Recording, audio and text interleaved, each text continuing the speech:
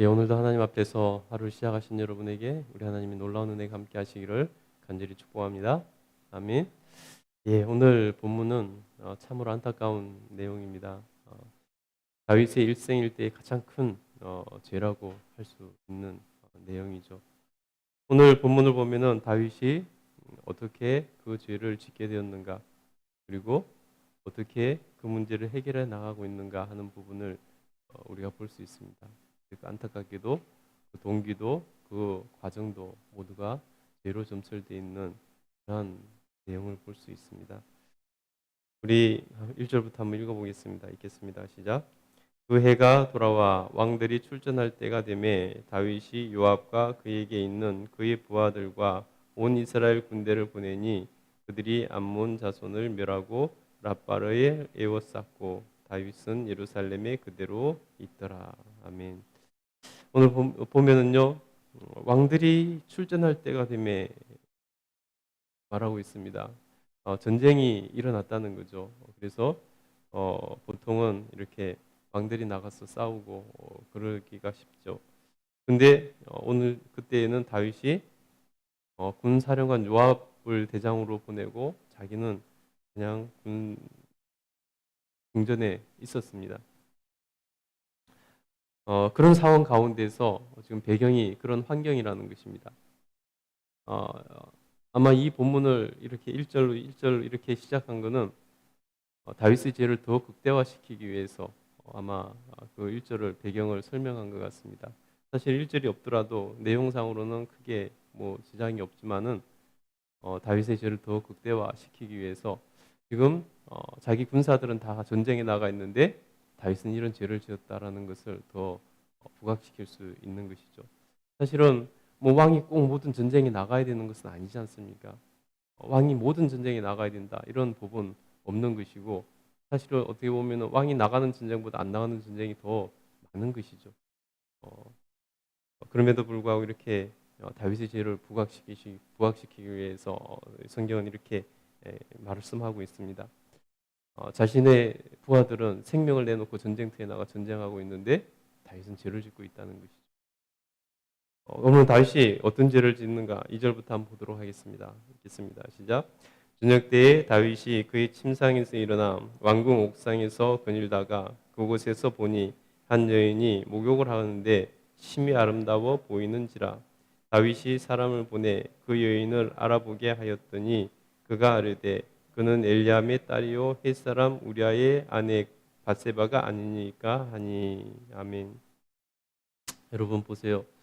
다윗이 자기 군대는 자기 백성들은 나가서 피를 흘리고 전쟁을 하고 있는데 어, 지금 왕궁에서 머물면서 그 전쟁을 위해서 기도해야 될 때가 아니겠습니까? 다윗은 그때 보니까 침상에서 일어나 왕궁 옥상을 거닐면서 이런저런 생각을 했습니다. 물론 기도를 했을 수도 있습니다. 근데 그 전쟁에서 1절에서 보듯이 이기고 있는 것이 확실한 것 같습니다. 그리고 지금 다윗은 그런 상황 가운데서 왕궁을 거닐다가 한 여인이 목욕하는 것이 눈에 들어왔습니다. 그 여인이 조심성이 없었는지 목욕을 하면서 이렇게 뭐 창을 가린다든지 하지를 않았던 모양이죠. 그래서 어쨌든 들어오는데 심히 아름다워 보였다는 것입니다. 왕궁에서 볼 때 여인이 목욕하여 보이는 것이 보이는데 뭐 아무리 가까워도 자세히 보이지는 않았을 것 같습니다. 거리가 있지 않겠습니까? 근데 어쨌든 아름다워 보였다는 것입니다. 다윗이 보기에. 그때 다윗이 사람을 보내어 그 여인이 누구인지 알아보게 했습니다. 아마 이미 그 여인에게 마음이 갔다는 것이죠. 그래서 그 여인이 누구인지 알아보도록 했습니다. 그래서 알아봐서 와서 보고를 하는데 엘리암의 딸이요 햇사람 우리아의 아내 밧세바라는 것입니다. 남의 아내라는 것입니다. 이미 결혼했다는 것이죠. 유부녀라는 것입니다. 그러면은 다윗이 그 안에서 그 여인을 보고 반했다 할지라도 그 여인을 품고 싶은 그러한 욕심이 들었다 할지라도 남의 아내라고 하면은 하나님을 사랑하는 사람, 하나님 말씀을 그렇게 철저히 따르던 사람 다윗이라면은 보통 같았으면은 정상적이라면은 그 여인을 유부녀랑 살았다면은 그 마음을 내려놓고 포기했을 것입니다. 그런데 어, 다윗은 어떻게 하냐면요. 우리 계속 한번 보도록 하겠습니다. 4절부터 한번 보겠습니다. 시작. 다윗이 전령을 보내어 그 여자를 자기에게로 데려오게 하고 그 여자가 그 부정함을 깨끗하게 하였으므로 더불어 동침함에 그 여자가 자기 집으로 돌아가니라. 그 여인이 임신함에 사람을 보내어 다윗에게 말하여 이르되 내가 임신하였나이다 하니라. 여러분 보세요. 다윗이 전령을 보내서 그 여인을 데려오라는 것입니다. 남모 아내를 데려오라는 것입니다. 그리고 그 여인과 동침을 했다는 것입니다.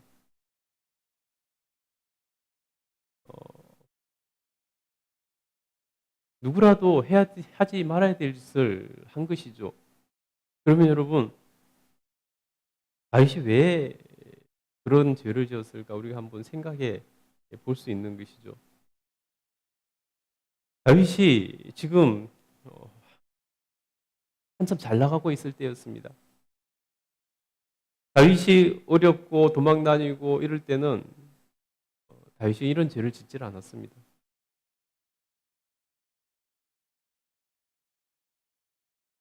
오히려 더 하나님을 찾고 구하고 시편 23편 같은 그런 시를 지으면서 하나님 앞에서 정말 더욱더 신실한 삶을 살았는데 이 사람이 왕이 되고 가는 전쟁마다 하나님께서 이기게 해주시고 승승장구를 하고 주변에 있는 나라들로부터 조공을 받고 한참 잘 나갈 때 이 사람이 이런 죄를 짓더라는 것입니다. 하나님께서 복을 주셔서 한참 잘 나간다면 오히려 더 하나님 앞에 충실해야 되는 것이 이론적으로 맞지 않습니까? 그런데 사람이란 존재가 그렇지 않더라는 것이죠. 오히려 평안하고 오히려 살만하고 오히려 잘 되면 사람들이 죄를 짓더라는 거죠. 여러분 가난하고 먹고 살기 힘들 때 정말 부부가 결혼해가지고 정말 힘들고 어렵고 아둥바둥 정말 좀 자리를 잡아보려고 애를 쓸 때는 죄를 짓지 않습니다. 이런 죄를 짓지 않습니다. 근데 어떻습니까? 그렇게 애를 써가지고 좀 살만해지면은 남자가 바람을 핀다든지 여자가 바람을 핀다든지 이런 일들이 생기는 것이죠. 죄의 유혹은 그렇다는 거예요. 오히려 마음을 놓고 있을 때, 여유로울 때, 그때 영적 전쟁이 더 강렬하게 일어날 수가 있고 더 큰 죄의 유혹이 올 수 있다는 것입니다. 그래서 우리는 우리 마음이 평안하고 우리 육신이 평안하고 먹고 살만할 때 오히려 더 영적 전쟁에 대해서 치열하게 고민하고 싸워야 된다는 것입니다. 그렇지 않으면은 내가 아차하는 방심하는 순간에 죄의 유혹에 넘어가게 되어 있다는 것입니다. 그래서 우리에게 항상 깨어 있으라, 근신하라, 깨어 있으라라고 말씀하는 것 아니겠습니까? 오늘 다윗이 하나님께서 모든 것을 형통하게 해주실 때 그때 여인을 보고 음욕이 일어나고 그 여인을 유부녀가 됐든지 뭐가 됐든지 내가 힘이 있으니까 나는 왕이니까 이만한 죄를 지어도 지을 수 있는 힘이 있어 되니까 죄를 짓더라는 것입니다. 만약에 이때 다윗이 도망 다니고 쫓겨다닐 때였으면 분명히 이런 죄를 짓지 않았을 것입니다. 최악의 가장 편할 때, 가장 잘 나갈 때 최악의 죄를 짓는 다윗의 모습을 볼 수 있습니다. 여러분 이것은 누구 하나의 문제가 아니라 모든 사람이 해당될 수 있는 문제라는 것입니다. 다윗은 이 음욕의 문제가 발목을 잡았지만은 누구든지 다 자기에게 약한 죄의 고리가 있습니다. 사람과의 관계가 될 수도 있고요. 물질이 될 수도 있고요. 여러 가지 사람마다 다 약한 고리가 있다는 것이죠. 그래서 우리는 평안할 때, 잘 나갈 때, 걱정 없을 때, 살만할 때 더욱더 근신하고 깨어 있어 죄의 유혹으로부터 이겨낼 수 있어야 된다는 것이죠. 여러분, 하나님 앞에서 늘 깨어 있게 되기를, 그래서 죄를 경계하고 영적 전쟁을 어, 쉼이 없다는 것을 알고, 특별히 더 평안할 때, 삶이 더 살만할 때 더욱더 조심하고 더욱 깨어 있을 수 있게 되기를 축복합니다. 그렇게 다윗은 죄를 지었는데 어, 그 여인이 하룻밤 그렇게 잤는데 임신을 해버린 것입니다. 다윗에게 완전히 올무가 되게 된 것이죠. 그러면은 그 죄를 지었으면은 어떻게 처리해야 될까요? 다윗의 명성에, 다윗의 자신의 체면에 완전히 돌이킬 수 없는 그러한 결과가 드러나 버린 것이죠. 다윗은 그 일을 어떻게 해결할까 하다가 전쟁터에 나가 있는 그의 남편을 불러들입니다. 그리고 집에 보내서 자기 아내와 동침하게 하면은 그 임신한 아이가 그 남편 아이라고 말을 속일 수 있기 때문에 그렇게 속임으로 그 문제를 해결하려고 하는 모습을 볼 수 있습니다. 그런데 불행하게도 그 남편 햇사람 우리아는 너무나 강직하고 충직한 사람이었습니다. 전쟁터에서 불러서 휴가를 줍니다. 집에 돌아가라고 휴가를 줍니다. 근데 이 사람은 왕에게 휴가를 받았음에도 불구하고 자기 동료들은 지금 전쟁을 하고 있고 여호와의 궤가 그곳에 있는데 자기는 양심상 자기 혼자서 그런 휴가를 누릴 수 없다는 것입니다. 그래서 예루살렘 진영에 가서 군 진영에 가서 그곳에서 집에 가지 않고 바로 지척에 있는데도 불구하고 집에 가지 않고 그곳에서 휴식을 하는 것을 볼 수가 있습니다. 여러분 얼마나 충직한 사람입니까? 얼마나 그는 하나님 앞에서 의로운 사람인지 모릅니다. 왜 돌아가지 않았냐 묻습니다. 그러자 그 사람은 이렇게 말합니다. 우리 10절 한번 읽어보도록 하겠습니다. 10절 한번 읽어보겠습니다. 시작.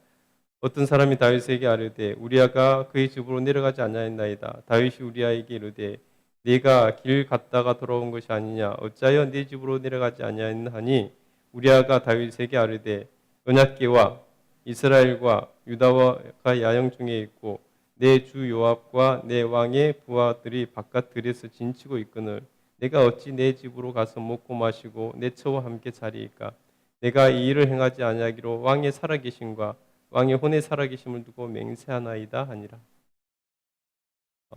이 사람은 정말 하나님 앞에서 신실한 사람이었던 것 같습니다.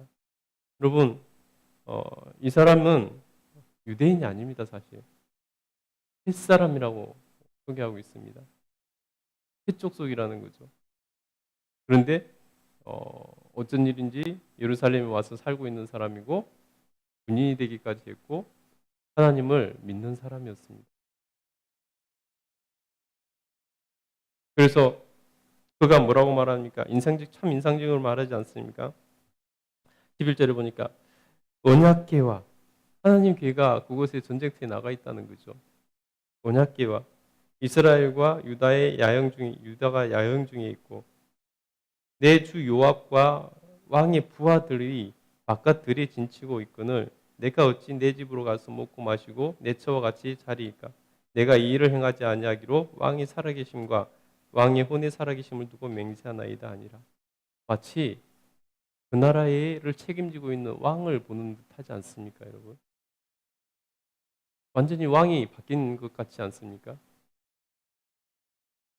이 충직한 사람, 어, 이 사람의 다윗은 내일 보시면 아시겠지만은 자기 뜻대로 안 되니까 죽이기로 결정을 하는 그런 모습을 볼 수 있습니다.